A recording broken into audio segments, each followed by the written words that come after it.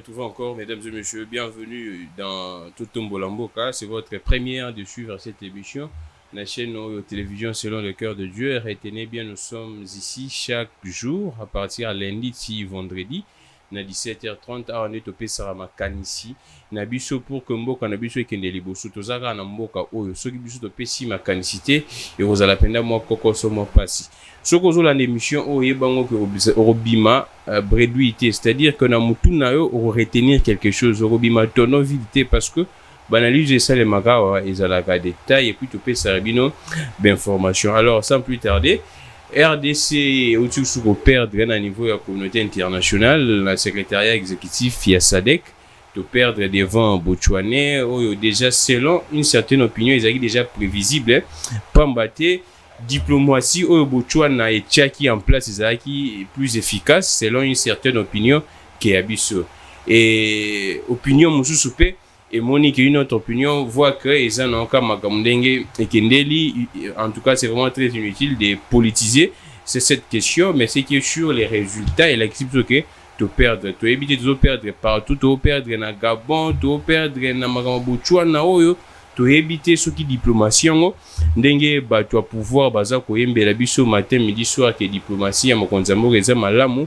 Pourquoi est-ce que na Makamundeti ya bongo, toujours Korakozwa, ba poste te na concert des nations na to mona ki biso bongo na makambo yo ezalaki ya ONU to kokaki pété tozo ebate to ke na makambo na CAF pe to kokaki te o pe makambo ya SADC tozo kokate et conseil de sécurité ku ezalaki très ridicule bakati makambo ya Gabon très ridicule o susu to ebite. C'est ça l'information o esengeli bon retenir pe eza makambo lisusu eza ya seni blocage eza ko continuer jusqu'à présent, on ne sait pas.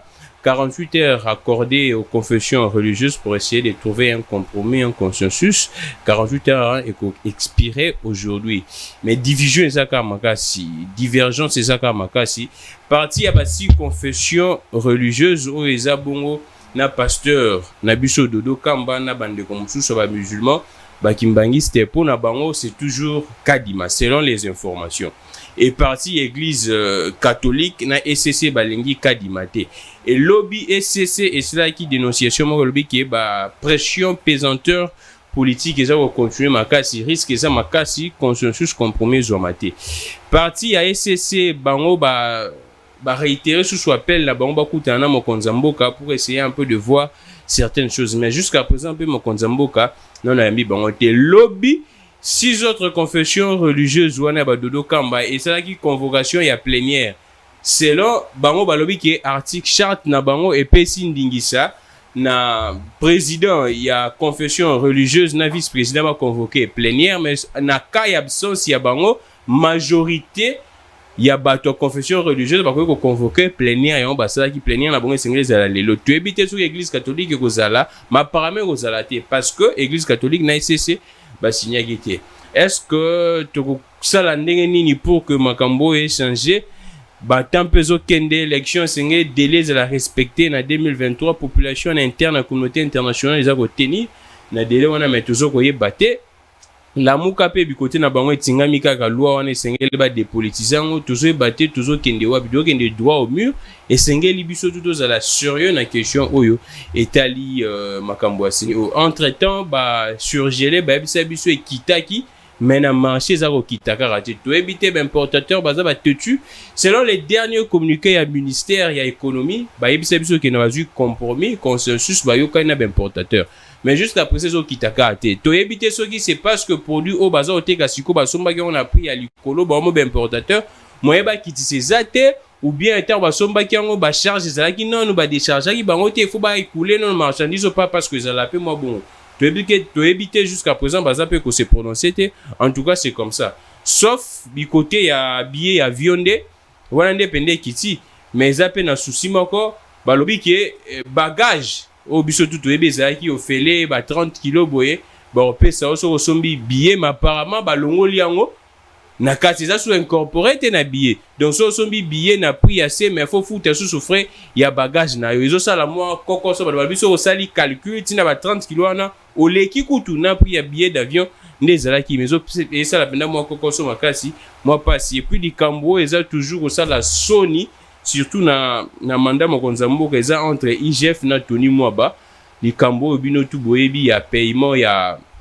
babenga bango bato ba prestaki na batena feb bato pe ba represter na tena feb na surveillance parce que babandaki déjà makambo ebele wana bato wana tout ba surveillant bato bakoti na kati wana ba aner bato ebele ba prestataire wana nyonso esengala ba futa bango guerre eza entre IGF na Tony Mwaba atingami ka ba futa bango na maboko banque et IGF alobi sengele keni na circuit bancaire selon mibeko ya mboka tokosuka wapi lobi Augustin Kabuya asali déclaration alobi que c'est incompréhension et la tentative ya détournement te lokola IGF azolinga alagisango toyebite UDPS à côté de Tony Mwaba ou bien makambo legandeni qui va trancher dans cette histoire.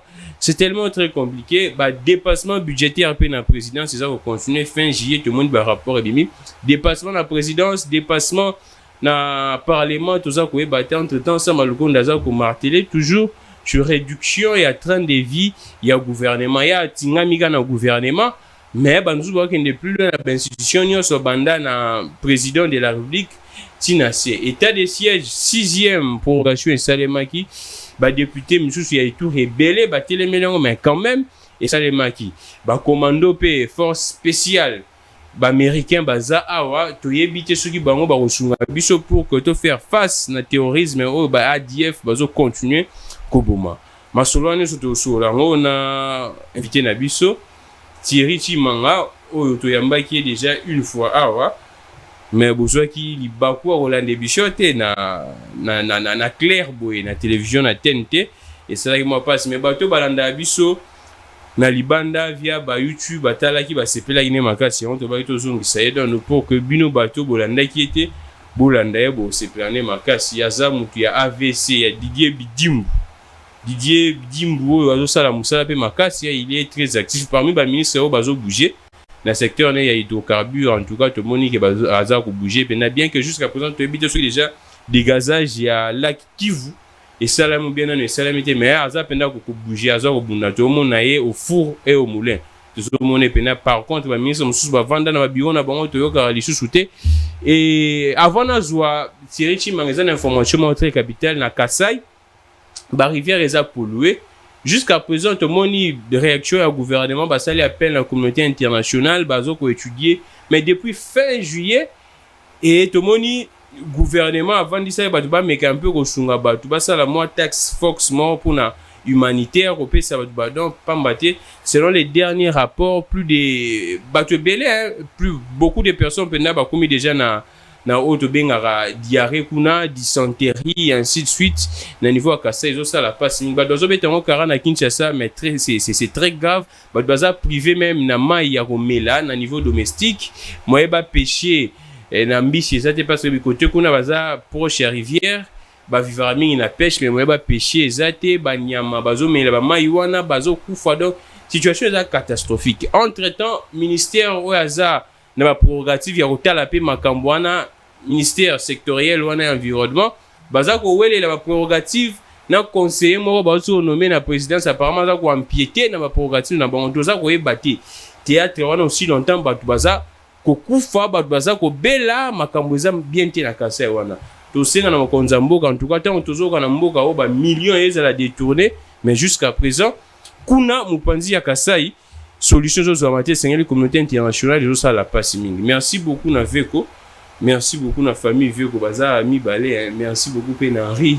Merci beaucoup na Tumba, merci beaucoup Steve. Hein? Merci beaucoup na bango nyonso. Merci pe na Juma, merci na bandeko nyonso alors. Thierry Chimanga, ndenge nini? Malamu ndeko Grameki. Oza bien? Ngolo nzambe toza bien. Ndenge nini AVC? Ouais, autre vision du Congo, ils ont s'est porté vraiment bien. Makamou les Malamu. Didier Bidim. Bon, excellence Didier Bidim ou les génies blancs, Azo s'est porté à merveille.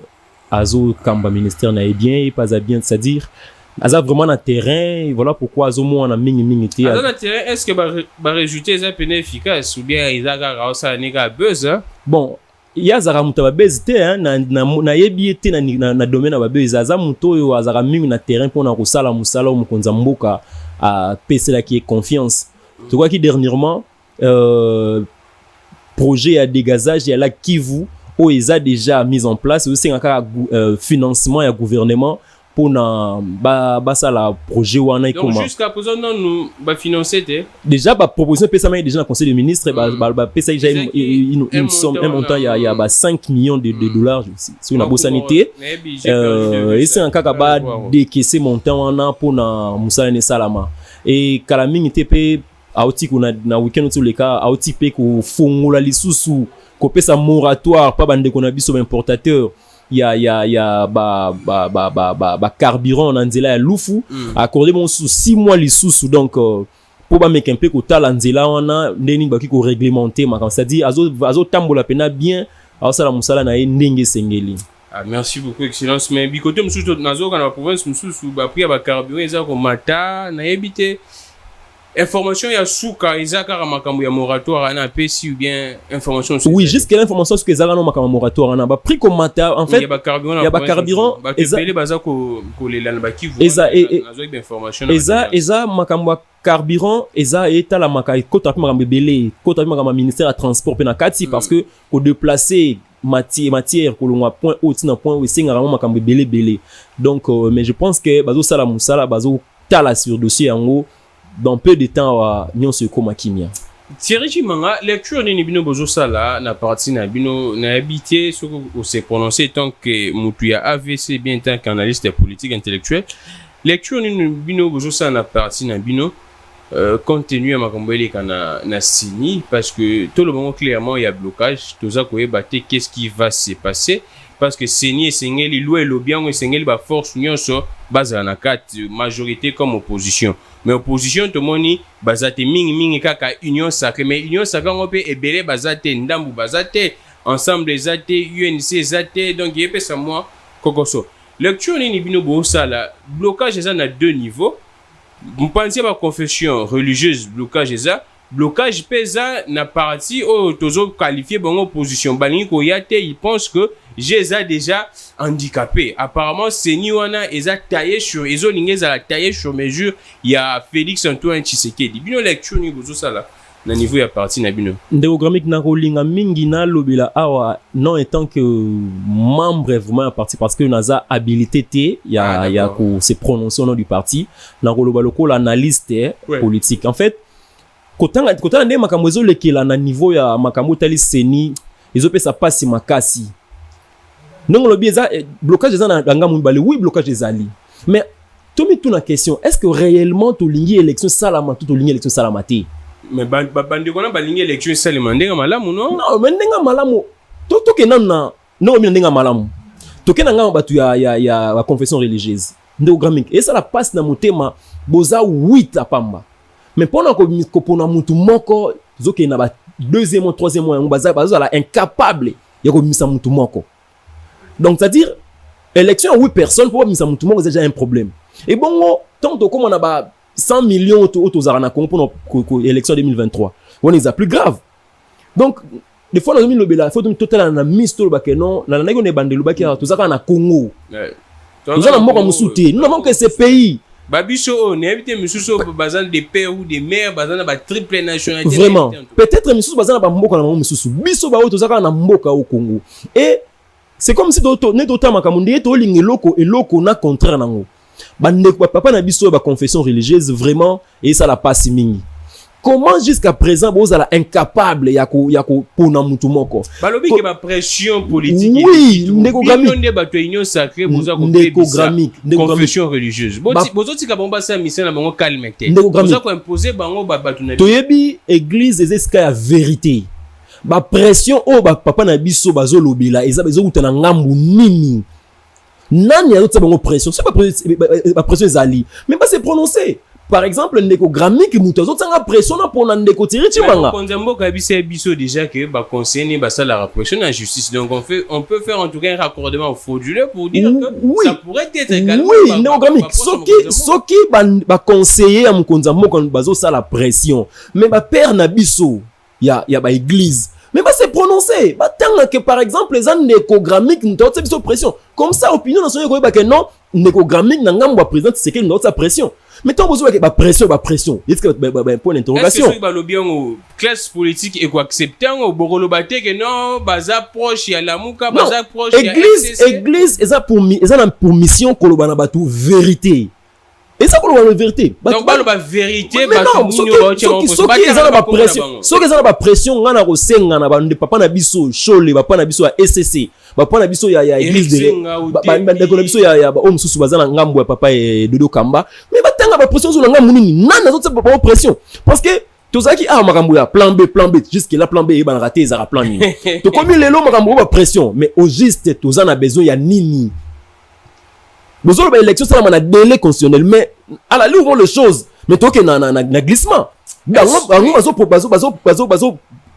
Créer glissement. Est-ce que le peuple va supporter ou soit accepter ces glissements en 2023? C'est ça. Il y a une population dans le Congo. C'est votre intérêt en tout cas de faire tout pour que l'élection population limiter que le peuple en image. Population faut y eba et ça la carte dans souka au glissement.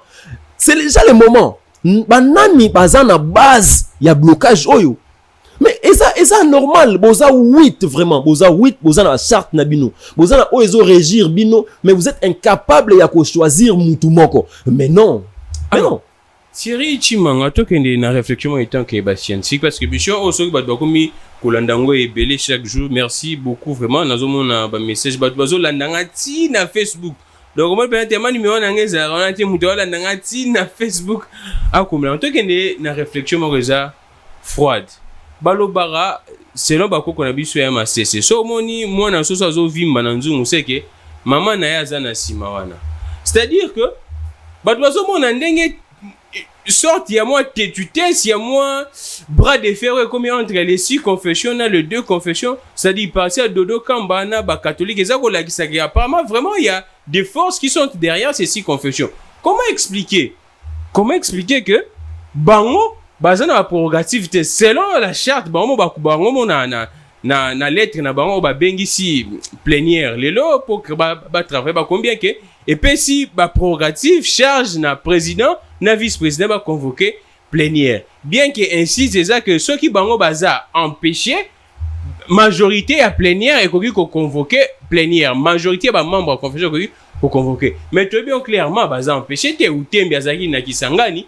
Aye awa déjà ayaki a depuis lundi kutu akutana kina na mboso aussi pas lundi mardi je pense. Maintenant qu'est-ce qui explique soit bazo mona ngolo la moi audace ou soit courage il y a 6 confessions na ba bengisa même na plénière aussi l'ont lobby que président na vice de Sengeli ba bengisa ngo Ndeogamik tozana mboka oyo tobengaka République démocratique du Congo topona un jeu démocratique c'est-à-dire dans la démocratie c'est la loi de la majorité.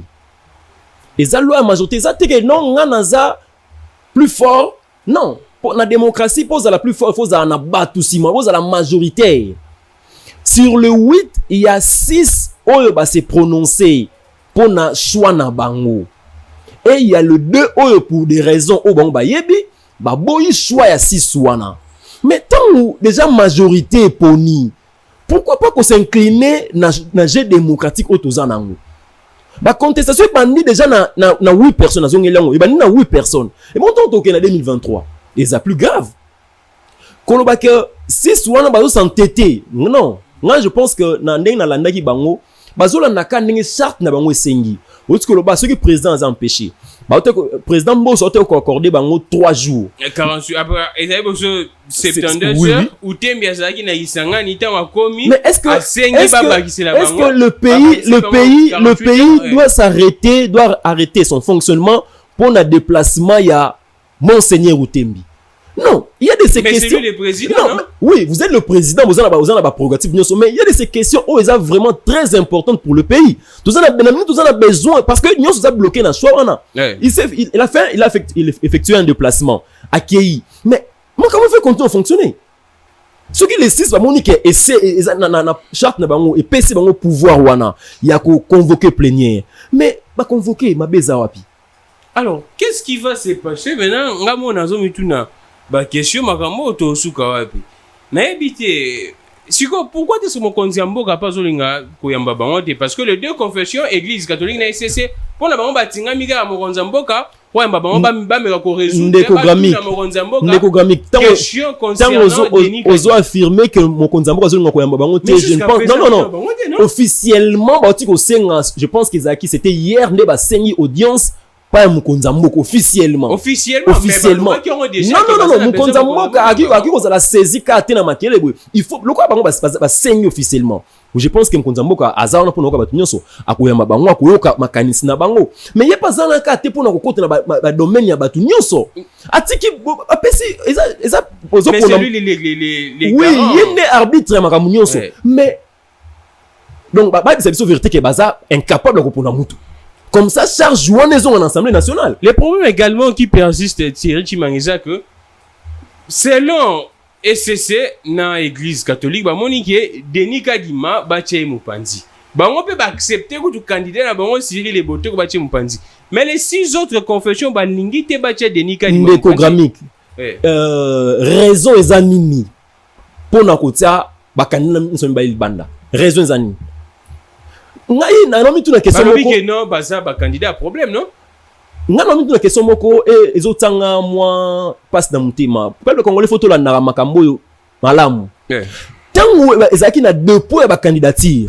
soki ba je pense que baza mieux organisé tango baki kotika ba candidature wana secrétariat exécutif na bango bazaki wo pona ko étudier candidature ya moko na moko poto comme na point parce que tant comme na souka ndé comme ba non batia bango Mupanzi mais na ebandeli ana mo zaki wapi pona ko ba non ndeko Kadima totse Mupanzi ndeko Cyril Ebote totse Mupanzi si c'est mal à la fin donc tozo na ka Ronsard Malonda exactement c'est pratiquement dans les mêmes conditions les mêmes circonstances on a solo vraiment ça n'engage que moi batu bakufa inutilement na ka ya Ronsard Malonda kaka pona makambu oyo mais Bali na binoti non Bali na binonde UDPS ndekogamique eza na ba confession de Jésus faut ba pona tango bayaki na candidature ya ndeko Ronsard Malonda tango bayaki na candidature ya ndeko Kadima pona nini te secrétariat exécutif na bango ba vanaki balobake non balandela oyo soi-disant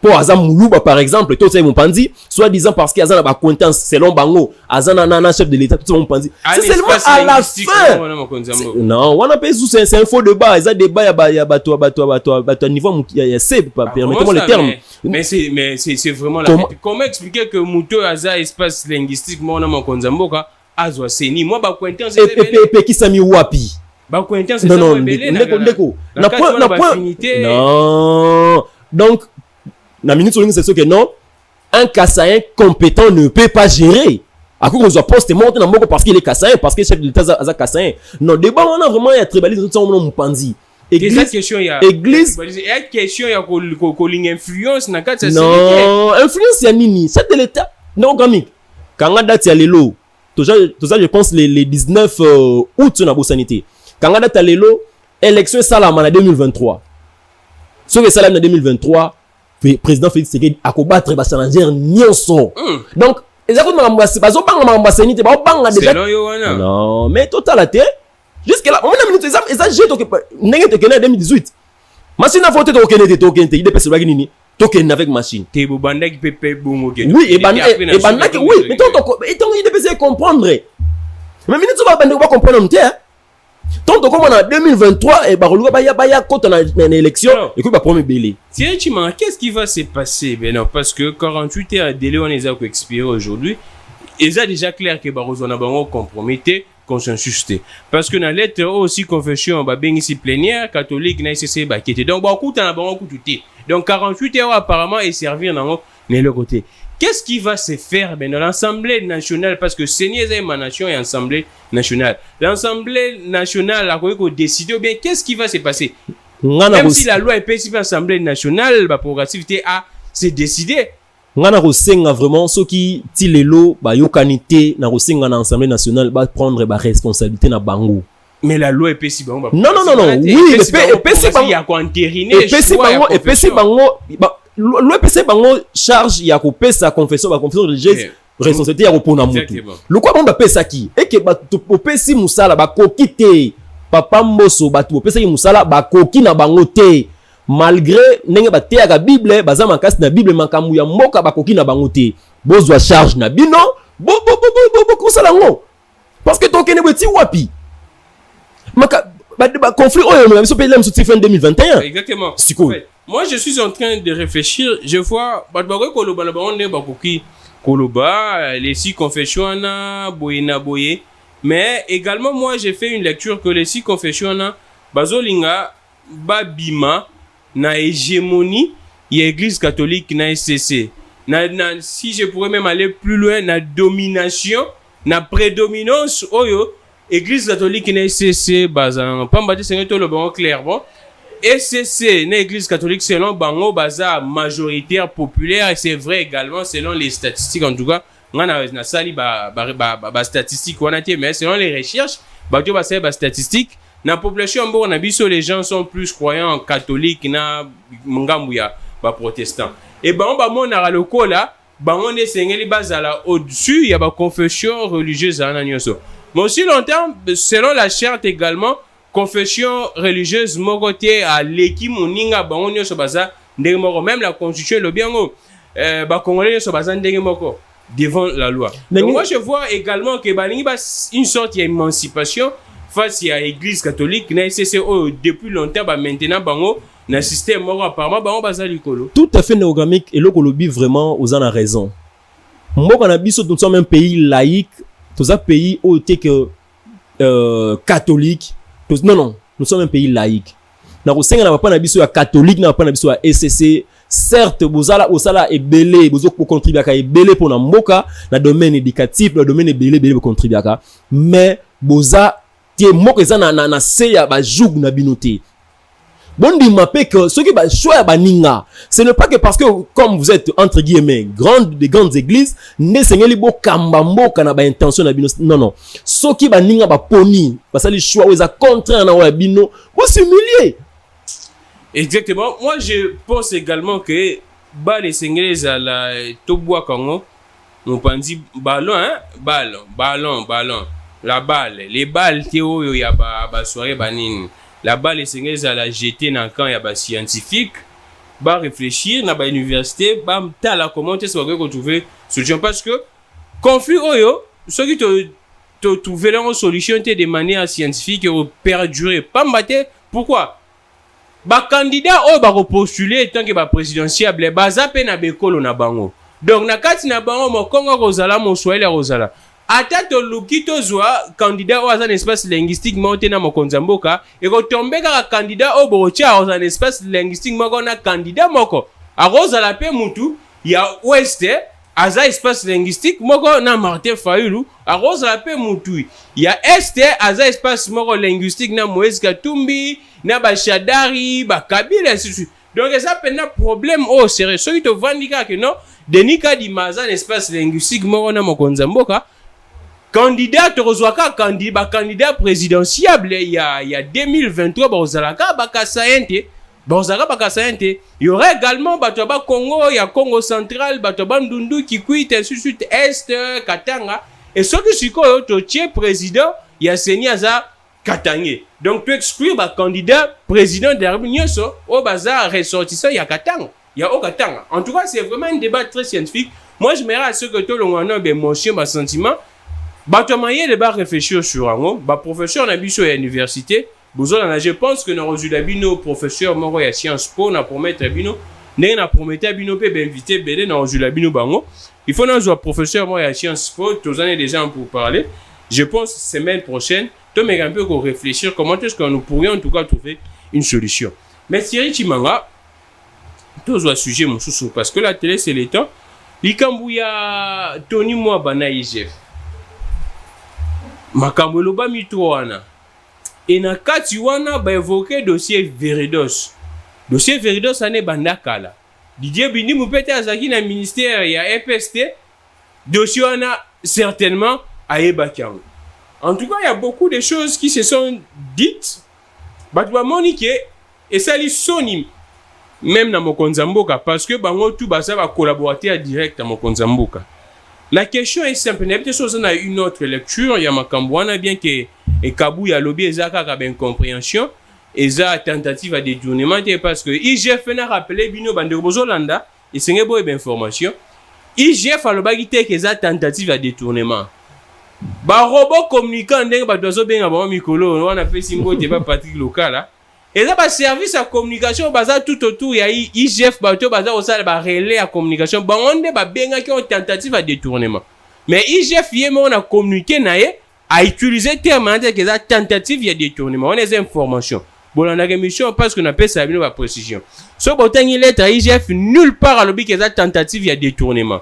Mais bato baza tout autour ba relais à communication na ba robot communicant oh ya IGF wana oh bazo kanisa que so ba sali bonne ba faire ba ça la plaisir na IGF na institution na pour appeler ça bango à financer bango na ba communication na bango nde ba utiliser terme wana ya tentative de communication na éviter lecture nos anini qui va trancher dans cette affaire. La justice, les textes ou bien les chefs de l'État doivent intervenir. Ça va se passer comment? Bazo mona lokola makambo e risque kendeka bwe milinga ya likaye kepe sili bongo. Ndeko Gramik ngana sepeli mingi na makambo ndenge bimi parce que avant ezalaki kaka IGF azo traquer kaka bato ngamwa Kabila. Ex-président na pesi mbote. IGF azo traquer kaka bato ya ngambo mosusu atalaka bato na ngamwa ino sacrete. Atalaka bato ngamwa ino sacrete. Lelo IGF alakisi na mokili mobimba ke azawana pona kotala fonctionnement ya mboka mobimba. C'est-à-dire batu nyonso bazo gérer ba finance ya l'état, IGF azana misu sur bango. Et puis ndengo tsoloba, et ça c'est pas un détournement. Na bango mbale en fait celui qui ko rejoindre na ba propos ya CG ya IDPS. Vraiment et ça ndengo na parce que bango mbale bazana même vision. Bazana les kanissimo bango mbale na ngambo toni moi ba excellence azama makaniske ba futa ba prestataire ya EPST oba sali na tena fep intervenant na ngambu ya IGF alobi ke mbongo landa circuit bancaire c'est-à-dire na ba mbale muto azana tor azate ezaka problème ka ya comp fallait ba vanda esika moko ba sola ke no bo yo lingi to sala botu to sala to mettre ngo ensemble to longa ba divergence na biso na regretter ka ndenge tamboli vraiment na ba média ndenge ba tout mais bango mo ndep apparemment agitation ezaki makasi bango mo te onga lettre wana bimi makambo bimi belé ya ngwana na osenga na ba kambi na biso ba ministre ba ono soza ba osala na ba simba fonction à l'état tango makambo ezo bima esengeli bo géraka bato baza pene na bino botika te bandeko baza pene na bino ba memaka bino na ba erreur stokolo bandenge wana parce que dossier oh vraiment na mona ngo c'est un dossier vide bino mbale boza na raison tana to azate yango wana esengela ki bo vendre sika moko na place bo bimisa ngo na place publique bo pona bato ba récupérer na ndenge na parce que bato ba ko sala koloba ngo na ndenge nyonso que alinga détourner 16 millions alinga sala boye IGF asali boye non bango mbale Ndeugamik bazana faute te mais esenga nde bavanda esika moko balongola ba divergence na bango po batala intérêt ya moko bandeko boza kulandanga nga boyebi na frigo te ngana rechaud ya micro onde penda e chauffeur makasi on a chauffeur biloko bolandanga bozo information parce que bato bele baza koyeba te na qualifié na repesa qualificatif moroté mais mamwele kenesa la zone selon les informations ministre aurait fait na qu'on a conditionné mais na conditionné ce qu'on a linga les mois passés aurait fait cette demande na banque centrale ba décaisser 16 millions ana sans pour autant même azala na ba liste ya ba intervenant na ke baza au nombre de combien ma combien parce que avant ça la coût total budget c'est ngelo ya bakena ba intervenant base au nombre de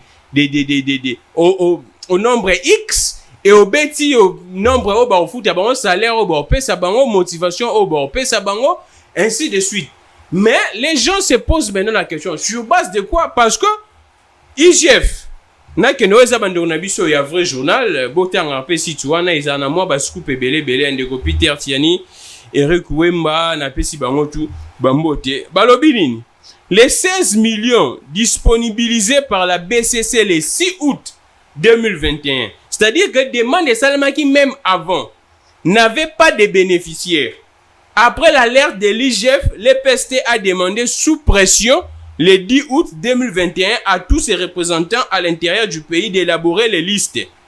C'est ça la question qui se pose. Naïbite en tout cas, nani azan information mususu. Ou soit, Tony Mwaba a se basé na ba liste o ya ba né antérieur parce que ça s'est fait également en termes de provision o yebi que non ba né et l'équipe effectif ça déjà il y a autant. Sur base de ça, on prévoyait déjà que non, certainement année on peut ba regarder même effectif.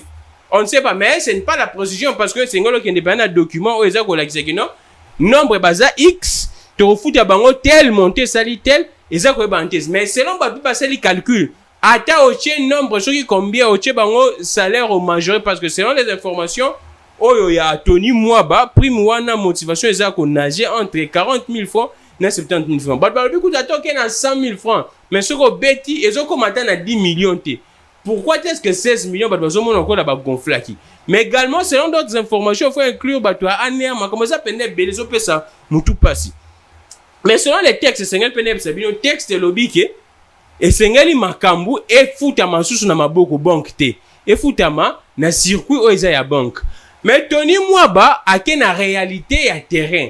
Étant que pragmatique, à lobby qui comment expliquer au foutama du 40 000 francs o tinda yesu soit que ne refont sa compte o relier yesu bambong et puis na bamboka kuna pe ba succursale ya ba banque penda ezate makambo belé a que plus loin le pe que non batu o esenge batu ba surveiller musu so ne oyo peut-être ne on a surveiller li susté. Alors pourquoi pour un seul paiement au fond ça nous tu compte donc dossier za penda monene mais loi pe pegisi ba zwa batu musu parce que pas si besoin salaire wana. Comment kokoti na surveillance na intervenant ya bati na fait examen d'état ba makangu na bango bandeko na bango loi et lobby enseignant 42 sengeli à surveiller mais comme kokoti sa batu mususu bazar rien à voir mususu na bakulu na ba so bon ngana za wana penez information précise exacte que ya lisolo abetelenga na ebi na changu ba petit na ngambwe ba udu batu mitu mais ba recruter ba pour passer la surveillance.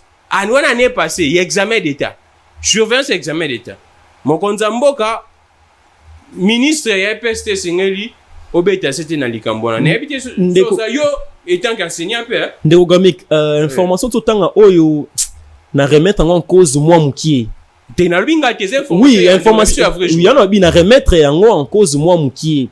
Kolobake ministère EPST ezalaki naza communicateur na bango te mais toujours analyser koloba ke ministère ya EPST esengaki mbongo sans ba liste je doute fort parce que pour na ba retenir yo intervenant pour na ba retenir yo surveillant ezala na ba liste oyo ebimaka na niveau ya ba sous division ba ke na ko vérifier ba comment na bango kuna ba liste wana donc koloba ke ba liste ezalaki te. Est-ce que la liste est comme là qui déjà dans le ministère ou bien non noté? Non, mais tant la liste est déjà dans la sous-division. La liste est où dans le ministère? Oui. Ah. Ils ont inspecteur, professeur, enseignant, sali ne basala ratamiza na bango wana. Après bango va confirmer. Va confirmer. Ils ont wana. Ils ont raté que non bango bazuka na ndenge na bango. Non non. Ya moi les aki malunga to zo pe mutu wa yebi moi makam parce que on est selon d'information au vrai journal à PC. Parce que ba notification ba ko surveiller examen d'état to bien na fait na malobate. Bazara pa na notification que non. Et où na ministère. Et ça te que na ba sous prophète na binone zela ba onde ba créer rabilo. Non non, ba créer on ndenge nini. Et ça pendant mon canon officiel parce que nous encore kolobate ngana surveillant avant comme on en centre examen lui que non ngana surveillant la qui c'est biso mon canon etinyo awa. Maintenant qu'est-ce qui explique là moi j'ai la lettre si avec moi la lettre il y a ministère il y a PST c'est là n'atteint là on poto que ne pena clair tout cas la ministre Mouké mais veut qu'on permettre biso ouais la lettre signée par Odia Moussanga Ika Jacques inspecteur général chef de corps, ministère de l'enseignement primaire. À lobby, honneur, vous saluez et vous demandez m'envoyer toutes affaires cessantes, liste nominative intervenant TENAFEP 2021. Toute catégorie, c'est mercredi 11 août avant 12h. Urgence et nécessité. Bon, Nenabaki n'a remettre en cause moi parce que TENAFEP n'est le kaki. N'a habité sur le ministère parce qu'il retard. Il y a une liste, mais je ne crois vraiment pas. C'est-à-dire, information, des photos. Mais le document est là en tout cas. Merci beaucoup. Alors, tu as une actualité, Moko? Yasuka n'a habité de ce qu'elle a moi quelques minutes ça la biso bien makasa actualité les tellement ébélé dans mboka olo zongo de manière ramassée hein état de siège ba bazo mona keno ezokende pena ndenge tozelela ki batante na ngote mokonza mboka bengi si ba force ya ba force spéciale américaine ba reformer ba ko appuyer ba FRDC na makambu ya terrorisme parce que ADF ba déjà ba loba officiellement que non baza ba terroriste mais ba bazo comprendre ba lui que non ba force wana ba sala mosala malonga te na Afghanistan lecture les andeni pour l'état de ces 6e prorogation ba lui que c'est to mettre fin de ta stratégie parce que infiltration za makasi na armée ba commanditaire bazana bango ba tu ya mbongo ba tolo koso bazo kotonga ba bandako awa bazo kosomba ba véhicule awa bazo kolingaka ba 5 6 10 awa na mbok na Kinshasa aussi longtemps policier soldat kuna za kofuta marate bazo ko lia mbongo détournement même konza mboka loba que non bazo ko kose même en terme ya effectif ba bisa ke 22 000 soldats bazo kuna ake kuna akuti 11 000 lecture no ezani na mamete de ndeugamik état de siège ngana obengango yeko buma cop ya ba miyibi nyonso na este bolimbisa ngai bandeko nyonso baosenga ke balongola état de siège balimbisa ngai baza ba coopérant ya guerre ya este guerre wana ezaki bezibiso ba ane belé tout le monde qui peut mailler le mot te bataki en place pour na kosil sango mais président Tshisekedi Fachi azuma kanisi ya kotia état de siège azuma kanisi ya kosilisa guerre wana este ati état de siège en marche comme qu'ils na ba dérapage nango muke toko parce que toute œuvre humaine ezara parfaite te mais ezana ba pour ce ça na est ezana ba territoire ezana ba secteur o ba récupérer o ba ADF ba kanga qui vraiment ezaki na ba coin mususu ba quartier mususu na est kuna ba banda vendre les souté mais na minute o ba quartier wana ba nzela na mususu efongwami malgré que ba dérapage ezali muke mais ezo pesa ba fruit nango koloba ke ko mettre fin na guerre na état de siège vraiment nazo mona makanisi wana eza bato balingi mboka te pe wana nazo lancer ming alerte na bandeko na biso à la louche soki réellement boza pena lit na mizaka pona changement côté na boneka ke bango baza na recette mususu ba ko koper ça pour pas mokonza mboka non ba me camper bandeko louche nazo loba ming pona bango ba menga pe ko changer discours par rapport à guerre wana eza na bandeko ba kufaki bandeko kufe bele pe tant mokonza mboka sur makanisi koloba mbala mo ke ba mettre fin parce que ezo melo côté wana vraiment beta libanda mingi. Merci beaucoup, Thierry Chimandoro. Un dernier mot, étant que jeune, et ça n'a deux mots resali succès, Mikolo, yo.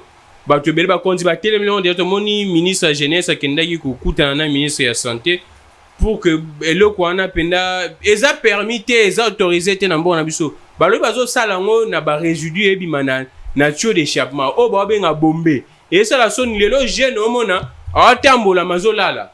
Jeune azo tambo na mboka o na habité jeune azo tambo azo lala o mabla mu azo tambo même miso okangama aza komiye bali susu te lobi image bo etambo na réseaux sociaux papa ma mukolo a drogué ba mère moro bo tu habité espèce a chila ba bombe o bien nini bombe likambo bombe ona e banda depuis kananga no kango kala mais jusqu'à présent des habité ba policier ba mon narrateur ici ka ba bateka ka ndeko gramik ngai tango bimisi makambo bombe oyo na seki mukie pe na esa nga pasi makambo comme on a média lelo parce que récemment ezaki France 24 nem tout ça la documentaire sur yango. Ah sérieux?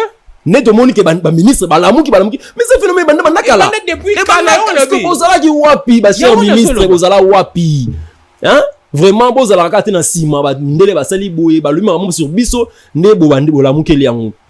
Quand étant que jeune on peut ça conseil bandi on ba jeune vraiment est-ce que ça dû à désespoir te ba jeune espoir eza sous-souté avenir ba mon eza hypothéqué ba politicien bazo yiba mbongo et singana chane kwiti et puis ya moche eza raison te ata espoir ezo kena ko sila mais eza raison te ya ko bebisa nzoto na biloko wana ba bombe donc ba ndeko na ba jeune ozala kulu ozala nani vraiment eloko wana eza bien te hein donc comme conseil totika botika ba pratique wana ezo détruire vraiment nzoto koleka ba dog nyonso auto ezalaka. Merci beaucoup, ça n'est fini pour aujourd'hui. Merci beaucoup Thierry Chimanga. Un dernier mot en tout cas.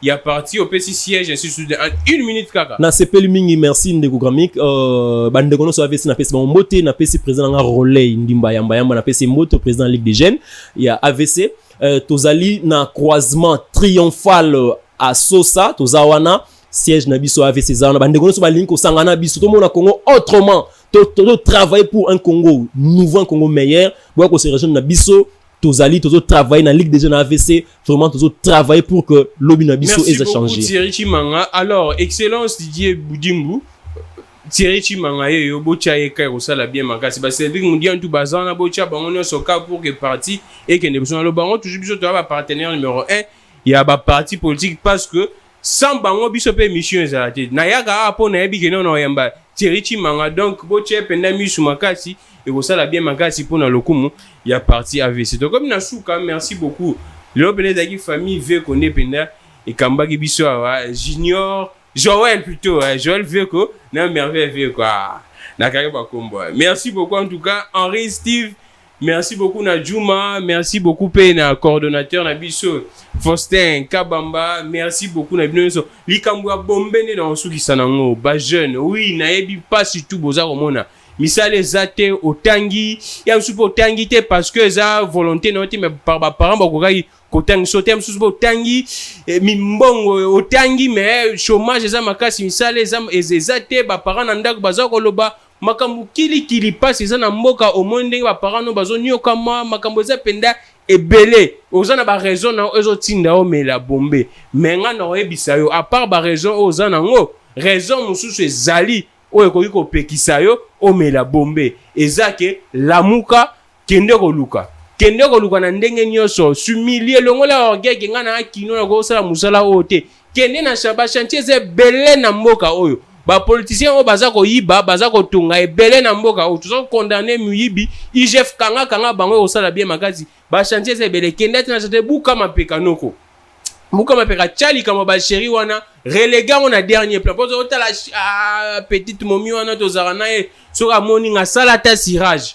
ekosungo yebite misusu lo baba ministre babande na cirage na mbela bino Patrick Makanga awa je pense botala ki émission Patrick Makanga so tali face na ye o mona lokola boss moko boy mais aza mwana chango abanda na chango kuna esika yopo za osufrir donc tika makamba bombe wana tika na lingi koyoka suteli kamba bombe wana oza coopérant tika makamba bombe osali cop ozwi mbongo na yo olio kende o investir yango o épargner osala makamba malonga mais aussi ça on a bombe donc mais la bombe au langue ba yibio na ba téléphone oye ba so elo te osala pasi makasi ba jeune bandeko nanga boyoka gramique les gants botika makamba bombe botika ba konzi bo sala effort bo luka bato na bo traquer bango bato ba oteka ba bombe wana. Merci beaucoup, je suis Gramique les grands ba konzi bo sala makasi pour na mboka o pasi za makasi pasi peneza makasi kongola kabula bitabe tabe moko 2 personnes 3 personnes ba kati yango yo sala pasi ezo sala pasi lokola soso ba okabola ngo 5 personnes na ba famille mususu et ça mapa kutu mususu ba bosa nango mapa ba ebite baliaka coup direct aibe oliaka na butu me ko liango pa malonga te na tongo faut se débrouiller mwana muki azoteka mapa azoteka pondu mwana muki ola kende école oko kende école te ezo sala pasi bien que gratuité za menzala mwana okende classe ndenge nini. Merci beaucoup en tout cas, que le Dieu de toutes les inspirations continue de nous inspirer et de vous inspirer. Également, on se retrouve lobby pour une information mususu. Nzamba osuambo na biso peto sala makasi na musala. Au revoir.